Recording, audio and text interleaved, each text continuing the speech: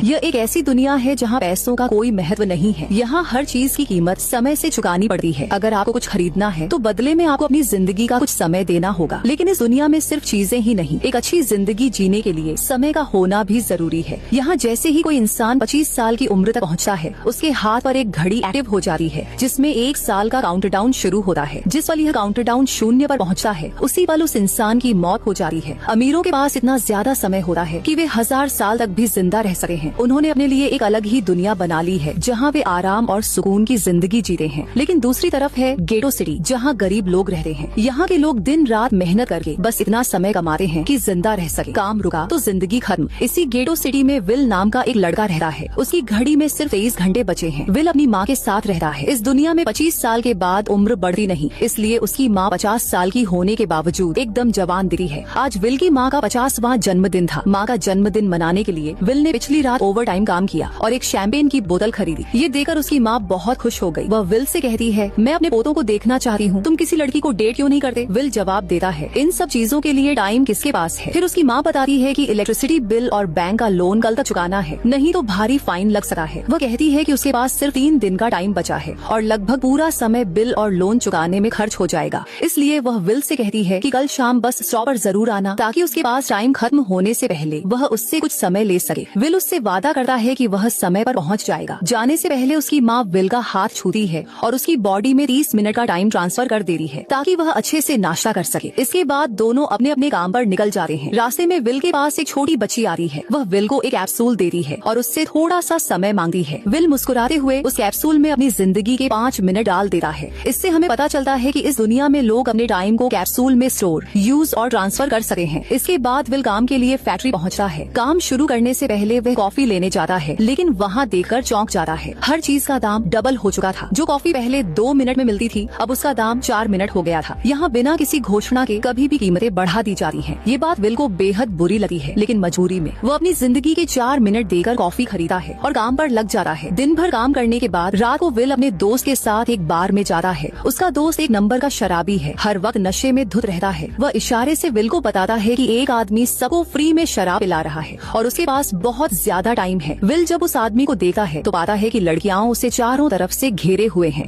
उसकी घड़ी पर नजर डालते ही विल को दिखता है कि उसके पास 116 साल का टाइम है। विल समझ जाता है कि वह आदमी ग्रीनविच सिटी से है, क्योंकि गेटो सिटी में किसी के पास ज्यादा से ज्यादा 2 दिन का ही टाइम होता है। विल उस आदमी के पास जाकर उसे चेतावनी देता है कि यहाँ उसका रहना खतरनाक है। यहाँ चोर और गैंगस्टर हैं जो लोगों को मारकर उनका टाइम लूट लेते हैं। लेकिन वह अमीर आदमी यह सब मजाक समझकर इग्नोर कर देता है और पीना जारी रखता है। तभी वहाँ फोर्टिस नाम का गैंगस्टर अपने गिरोह के साथ बार में घुस आता है। उसे देखकर सारे लोग जान बचाकर भाग जाते हैं। फोर्टिस इस शहर का सबसे खतरनाक गुंडा है जो लोगों से जबरदस्ती टाइम छीनता है। विल का दोस्त उसे खींचकर बाहर ले जाना चाहता है, लेकिन विल मना कर देता है और एक कोने में छिकर सब देखा रहता है। फोर्टिस उस अमीर आदमी से उसका सारा टाइम छीनने आया था। वह उसे टाइम फाइट के लिए चैलेंज करता है, एक तरह की आर्म रेसलिंग, जिसमें दोनों एक दूसरे की कलाई पकड़ते हैं। जिसकी कलाई नीचे जाती है उसका टाइम कम होने लगा है और वह टाइम दूसरे के हाथ में ट्रांसफर होने लगा है। जीतने वाला हारने वाले का पूरा टाइम लेकर उसे मार देता है। फोर्टिस पूछता है, क्या तुम तैयार हो? अमीर आदमी जवाब देता है कि उसने बहुत शराब पी रखी है और उसे थोड़ा वक्त चाहिए। फोर्टिस कहता है, ठीक है, यही तुम्हारी आखिरी इच्छा समझो, और अपना एक आदमी उसके साथ भेज देता है ताकि वह भाग न सके। बाथरूम में जाकर वह आदमी जोर जोर से उल्टियाँ करने लगा है। इस हालत में उसका हारना तय था। तभी विल वहाँ पहुँचता है। वह फोर्टिस के आदमी को मार देता है और उस अमीर आदमी को वहाँ से निकालकर एक सुरक्षित जगह ले आ रहा है। विल उससे कहता है, मैंने तुम्हें पहले ही चेताया था, तुम जानबूझकर अपना टाइम क्यों बर्बाद कर रहे हो? वह आदमी अपना नाम हेनरी बताता है और विल से उसकी उम्र पूछता है। विल कहता है, 22 साल। हेनरी जवाब देता है, मैं 105 साल का हूँ और जिंदगी से थक चुका हूँ। मैंने हर चीज देख ली है, अब मुझे जीना नहीं है। ये सुनकर विल हैरान हो जाता है। हेनरी उससे पूछता है, क्या तुमने कभी सोचा है कि इस दुनिया में अलग अलग टाइम जोन्स क्यों बनाए गए हैं? क्यों गेटो सिटी में बिना किसी चेतावनी के टैक्स और महंगाई बढ़ा दी जाती है? वह बताता है कि यह सब जानबूझकर किया जा रहा है ताकि गरीब लोग मरते रहें और उनकी मौत से ग्रीनविच टाइम जोन के अमीर और अमीर बनते रहे। ये पूरा सिस्टम उन्हीं का बनाया हुआ है। ग्रीनविच में लोगों के पास हजारों साल का टाइम है, जबकि गेटो के लोग रोज जिंदगी के लिए संघर्ष करते हैं। उन्हें मजबूर किया जाता है, महंगाई बढ़ाकर उनका टाइम छीना जाता है ताकि अमीर हमेशा जिंदा रह सके।